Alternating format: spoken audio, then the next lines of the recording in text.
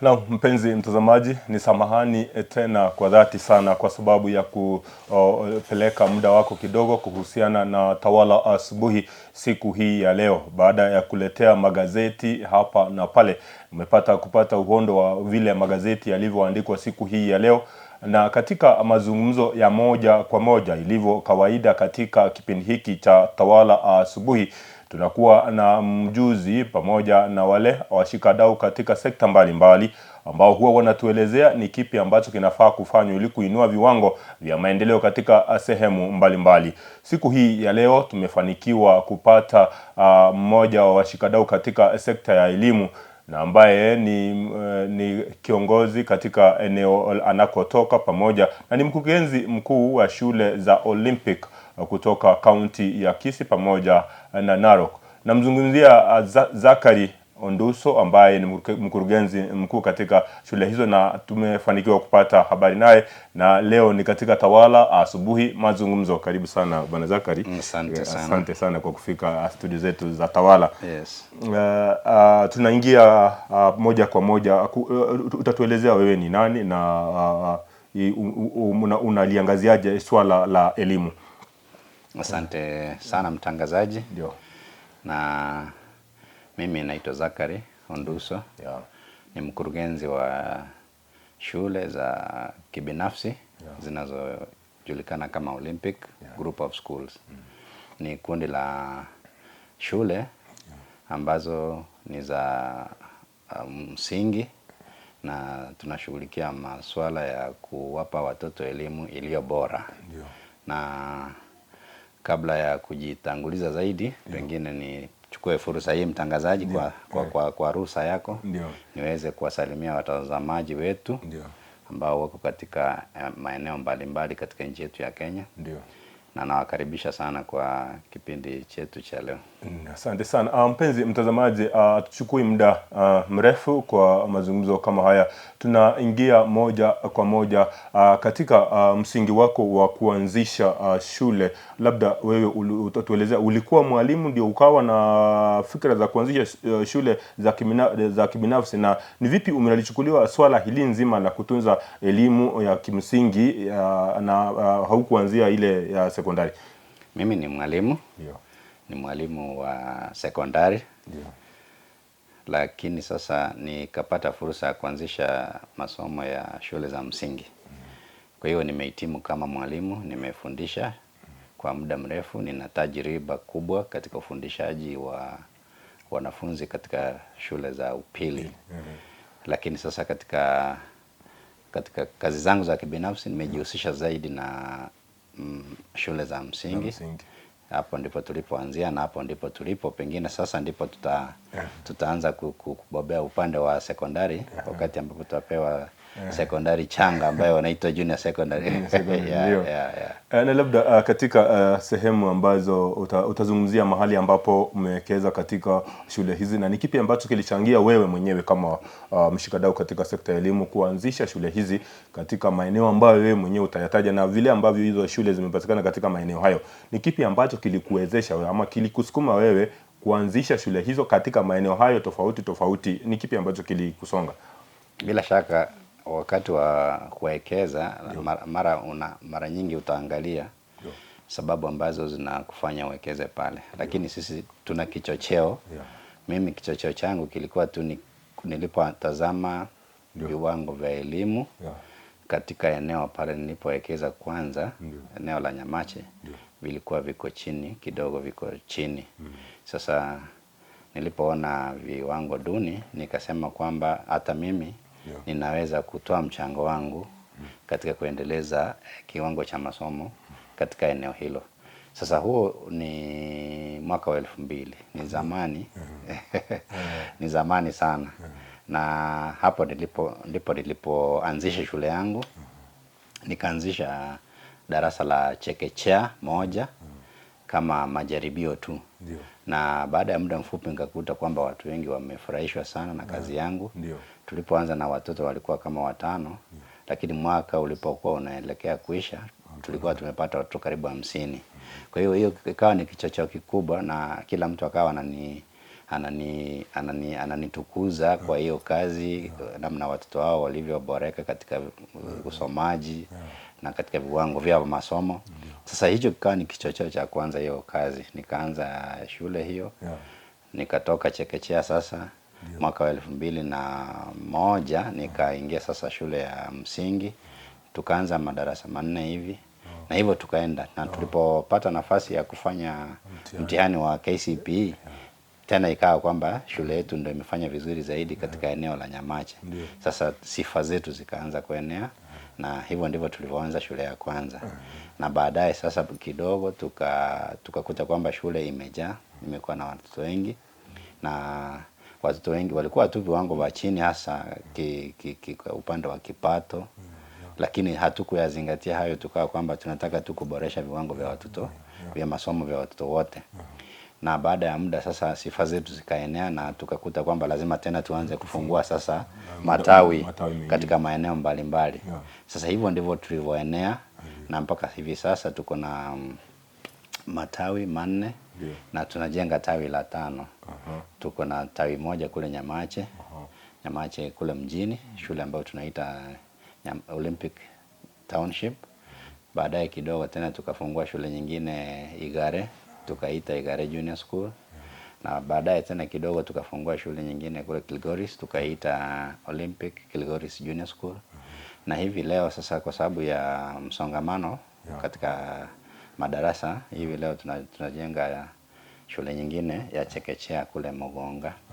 Na hata mjini Kisii tumeanza sasa kufanya, tuna shamba na tuna mipango ya kuanzisha. Kwa hivyo tuko katika mchakato wa kuanzisha shule nyingine 2 ili kuweza kufidia upungufu ulioko katika viwango vya masomo vya elimu hasa katika kaunti yetu na hata kaunti ya Transmara. Tukizungumzia vile umesema kwamba msingi ama msukumo ambao uliopata ni kutokana na uwepo wa elimu ambayo ingependa kuboreshwa wakati huo kulingana na wewe, na pamoja na pia kuna sehemu zingine ambazo kulingana na wingi wa wanafunzi ambao walikuwa wameingia katika shule anzilishi, ungependa kufungua matawi mengine kwenda sehemu zingine. Na labda kile kizungumkuti ambacho huwa kina sukuma shule nyingi na utekelezaji ama uboreshaji wa hizi ama kuboresha kwa elimu ni upungufu wa walimu. Wewe unakidhi aje mahitaji ya wanafunzi kupitia kwa uwepo wa walimu na ambao wamehitimu kuwasaidia kuboresha elimu hii kulingana na vile hali ilivyo kwa sasa? Sasa unajua kilicho muhimu ni sasa kama mwanzilishi wa shule kutafuta walimu ambao wana hamu ya kujiendeleza. Mwanzo sisi hatukuanza na walimu waliokuwa wamehitimu sana. Tulikuwa na walimu wachache waliohitimu na tukawa hata na wengine vijana ambao walikuwa wamemaliza masomo ya kidato cha 4.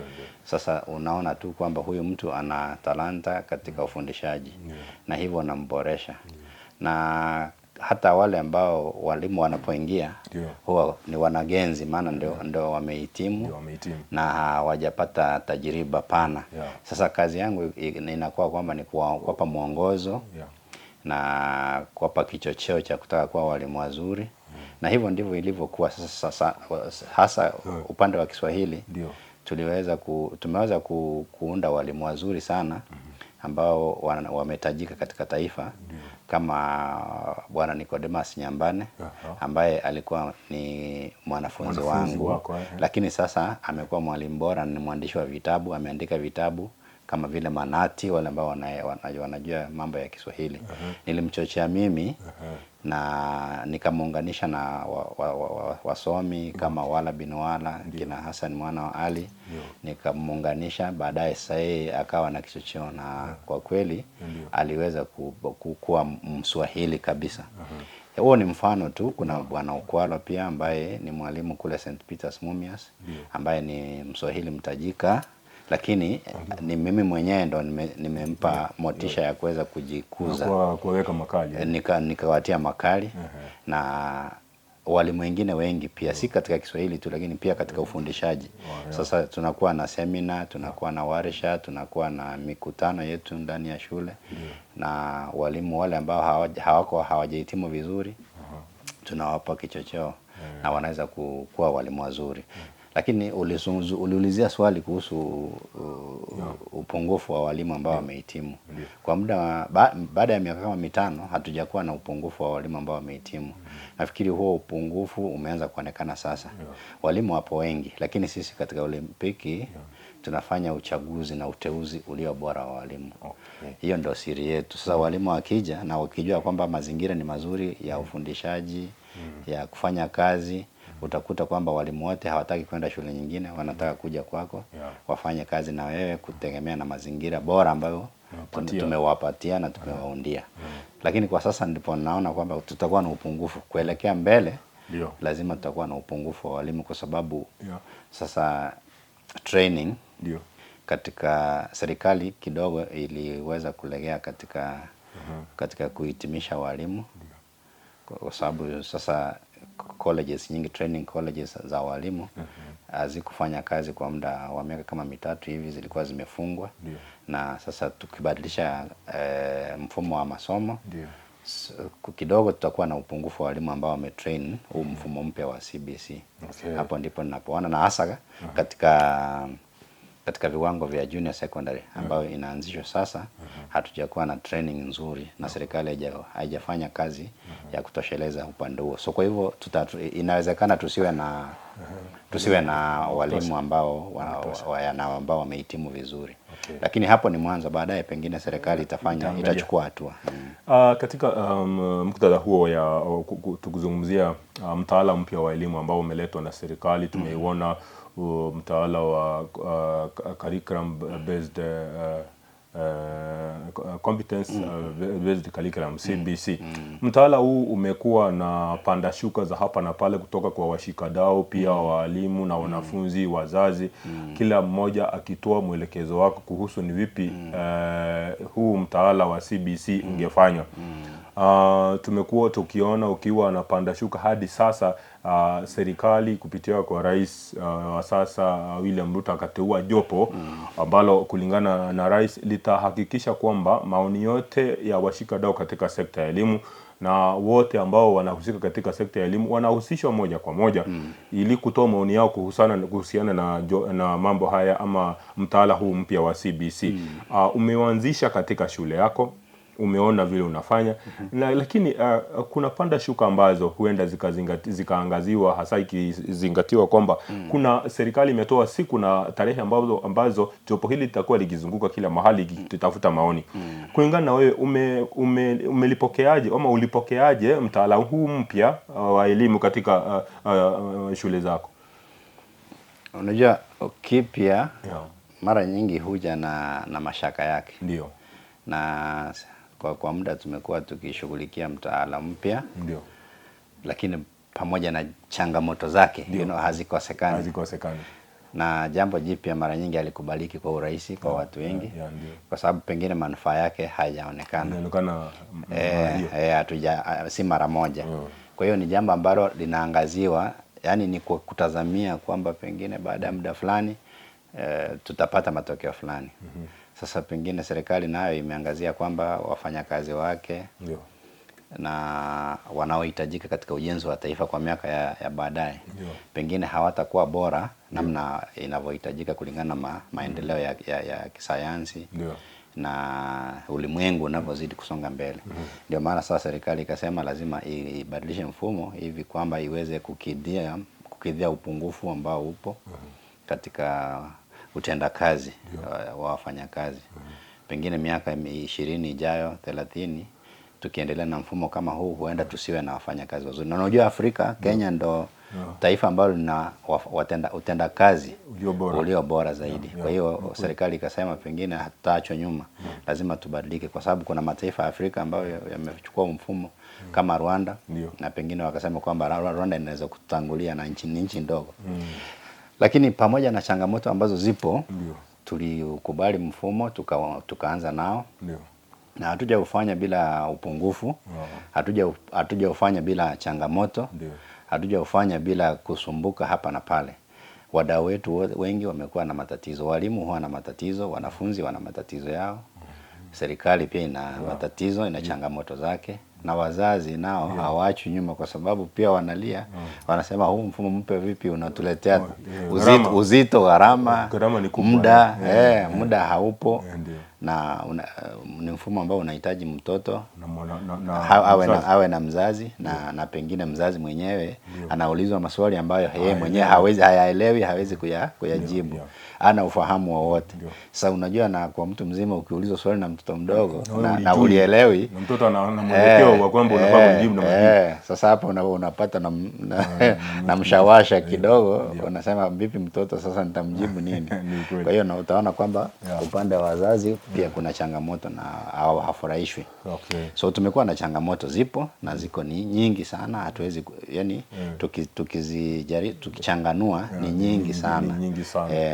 Na jambo lingine nilikuwa naulizia, ndio wazazi wengi walikuwa nasema kwamba ni gharama inaopelekea wao kupinga mtaala huu mpya wa elimu wa CBC, kwa sababu yale ambao wanahitajika kumfanyia mtoto ambaye yuko katika daraja lile linalohitajika kuingia katika CBC, gharama yake imekuwa kiasi kwamba sasa mzazi lazima awajibike na kujitolea ili kuhakikisha kwamba mtoto akishaenda shule akiwa katika daraja lile la kuitisha mambo ya CBC amebeba vitu ambavyo vinahitajika, vitu ambavyo havikuwa vya kawaida kwa wazazi ambao walikuwa wanatekeleza majukumu ya kuwaleta watoto shuleni. Sasa imekuwa ni kama changamoto kuu kwa wazazi, mpaka wamekuwa wa kwanza kulipinga swala hili. Kando na shule za serikali na kibinafsi, mchango kulingana na takwimu ambazo tumezipata hivi karibuni ni kwamba shule za kibinafsi zinatekeleza mtaala huu mpya wa elimu wa CBC kwa asilimia kubwa vizuri kuliko shule za umma zinavyotekeleza mtaala huu mpya wa CBC unaosemekana kwamba unaenda chini katika shule ambazo ni za serikali kuliko zile za kibinafsi. Labda kama wewe ambaye ni mmoja wa wakurugenzi na mshikadau katika sekta ya elimu, unawezaje eleza jambo hili kuhusiana na uwepo wa uendelezi wa mtaala huu katika shule za kibinafsi ama tume za kibinafsi za elimu kando na zile za serikali? Ni kipi ambacho kinaleta mchanganyiko hapa? Sasa bila shaka si kwamba tunajipigia upatu, lakini ukweli tu ni kwamba sekta ya kibinafsi imeendeleza masomo zaidi kuliko sekta ya umma, kwa sababu pia umma una changamoto zake. Na katika utekelezaji wa CBC inaonekana kwamba pengine sekta ya kibinafsi na hasa shule ambazo zimejitolea na wakurugenzi ambao wamejitolea watafanya vizuri zaidi kuliko shule za umma. Kwa sababu shule za kibinafsi kuna kujituma. Kuna kujituma kwa sababu mbali na kutekeleza yani ufundishaji, pia kuna ile hamu ya kutaka kuonekana kuwa bora zaidi na kuweza kuwavutia wateja wengi. Na katika hali hiyo unakuta kwamba kazi nzuri zaidi imefanywa. Sasa mimi ninavyoona ni kwamba sekta ya binafsi ndio itakayofanya kazi nzuri zaidi na inahitaji support ya serikali.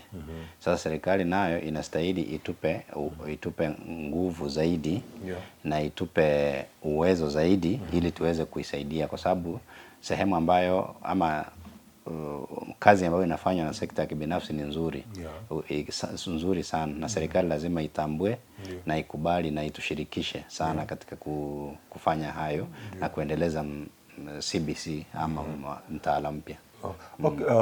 Kama wewe pia katika sehemu ambazo umewekeza na tajriba ulionao katika sekta ya elimu, labda kulingana sasa tuingie katika hii mtaala mpya wa elimu wa CBC.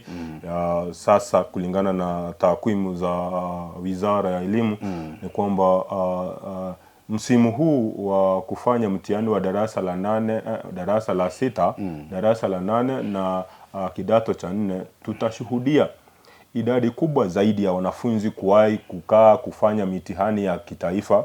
Hii ndio mara ya kwanza. Na msimu huu tutashuhudia idadi kubwa zaidi ya walimu ambao watatahini mtihani ambao utafanywa na watahiniwa hawa. Ni kwamba wanafunzi, kiwango cha wanafunzi msimu huu wanaokaa kutoka kidato darasa la 6 kwenda junior secondary, na kuna darasa la 8 wanaoenda kidato cha kwanza, na kuna kidato cha 4 ambao wanafanya mtihani wao wa mwisho. Idadi ya wanafunzi wote ikijumuishwa pamoja ni takriban milioni 3 wanafunzi ambao wanaenda kukaa kufanya mitihani hiyo yote.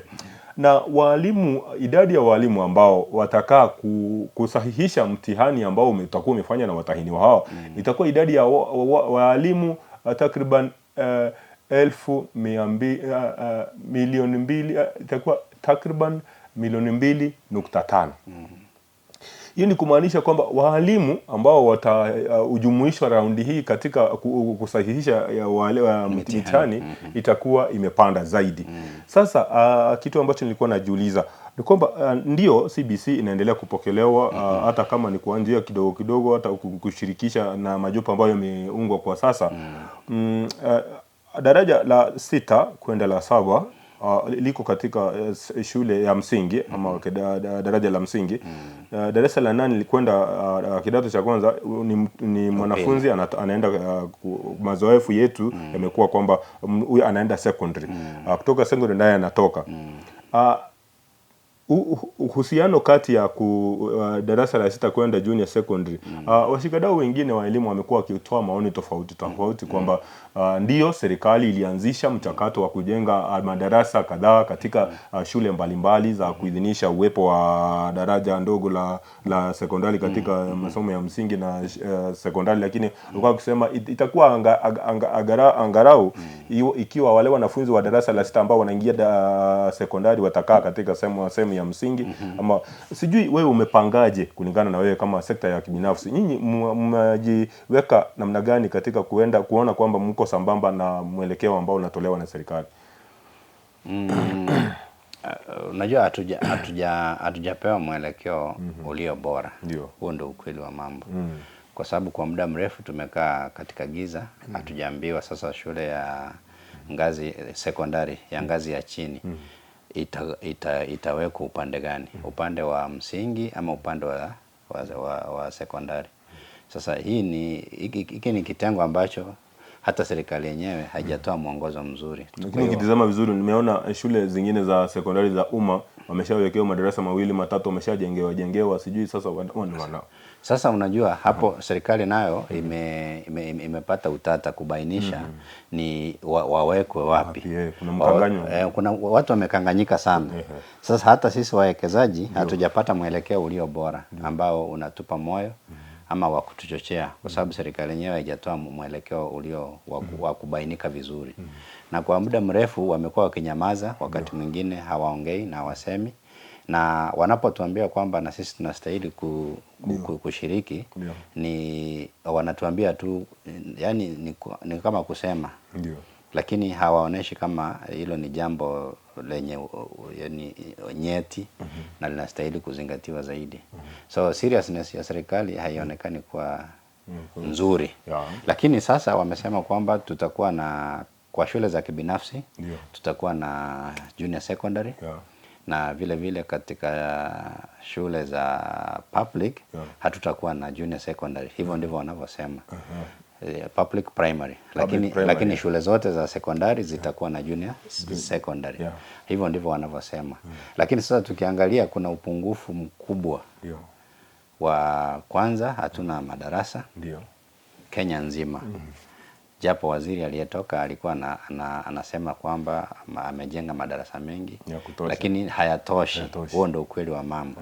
Na wakati mwingine unajua serikali yetu shida yake ni kule kujitia tu prokushani kwamba mambo yako sawa, wakati ukiangalia kujipa moyo na kujifanya kwamba mambo yako sawa, lakini unaona kwamba mambo si sawa. Kwa mfano ukizingatia idadi ya wanafunzi ambao sasa wanastahili kuingia shule za sekondari kama ulivyosema, ni idadi kubwa sana. Na wakati wa nyuma tulipokuwa na darasa la 8 wakiingia shule ya sekondari, ilikuwa ni changamoto sana hawa watoto wote kuingia katika shule za sekondari. Na hilo ni darasa moja. Na hata wakati mwingine ungeenda upate shule zingine zimejenga hema za kutafuta madarasa, kutafuta malazi, na inakuwa ni changamoto. Hiyo tunaijua. Sasa ikawa kwamba mpaka shule moja inaweza kuadmit watoto karibu 800 katika kidato cha kwanza. Na changamoto hiyo bado haijaisha. Lakini sasa tuko na changamoto kubwa, ni mara mbili, ni maradufu sasa. Na serikali bado haijafanya mengi kuweza kukidhia upungufu. Kuonyesha kujiandaa kwa serikali. Kwamba wamejiandaa na kwamba hili swala ni nyeti. Kwa hiyo mwaka ujao najua kwamba kuna changamoto kubwa, japo hawasemi. Lakini sisi tukiangalia kama washikadau katika upande wa masomo, tunajua kwamba kuna changamoto kubwa sana na itakuwapo. Na upande wa walimu pia, walimu nao kuwapata ambao watatekeleza mfumo huu wa CBC inavyostahili, kuna changamoto kubwa. Sasa tena kuna changamoto ya umri. Umri ndio. Umri pia ni changamoto kwa sababu hawa watoto katika darasa la 6 bado ni wachanga mno.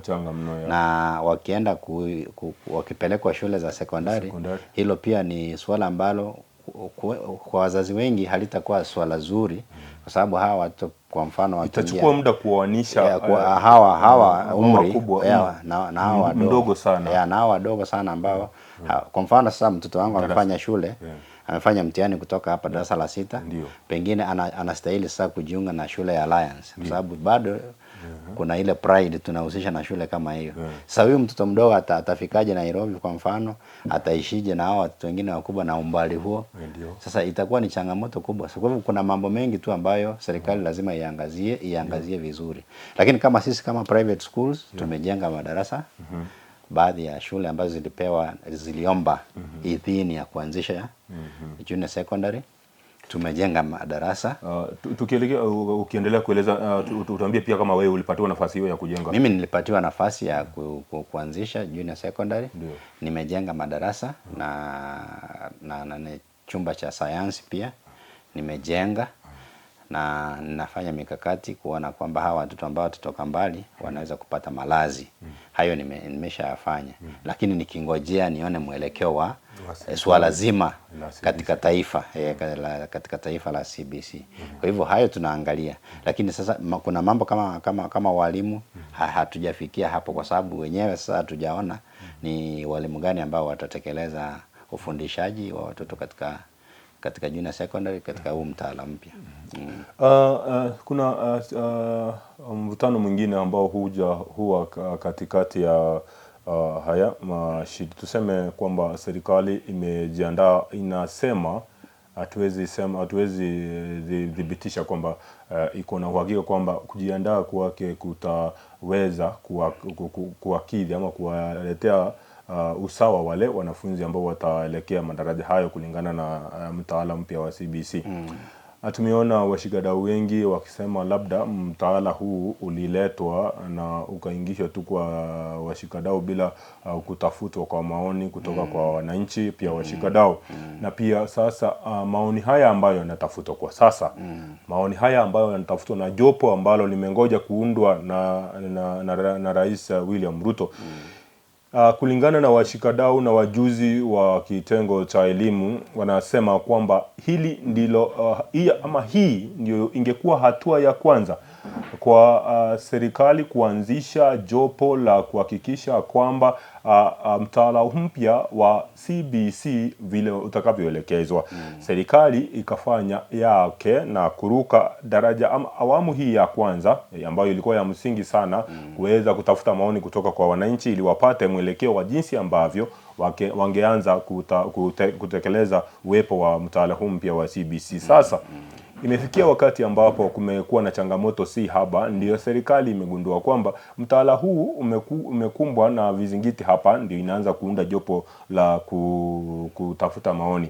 Je, wewe kama mshikadau katika sekta ya elimu unakubaliana na wengi na idadi kubwa na asilimia kubwa wa washikadau wa elimu kwamba hii hatua ya sasa ya kuunda jopo ingefanywa katika msingi wa kuanzisha mchakato huu wa CBC? Kuna namna ambavyo policy formulation, yani sera, uunduaji wa sera za kuongoza nchi na taifa na serikali katika sekta mbalimbali unavyostahili kufanya.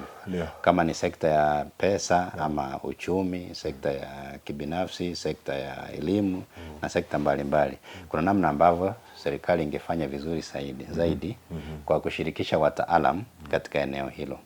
Sasa unajua shida tuliona katika taifa letu na katika mataifa mengi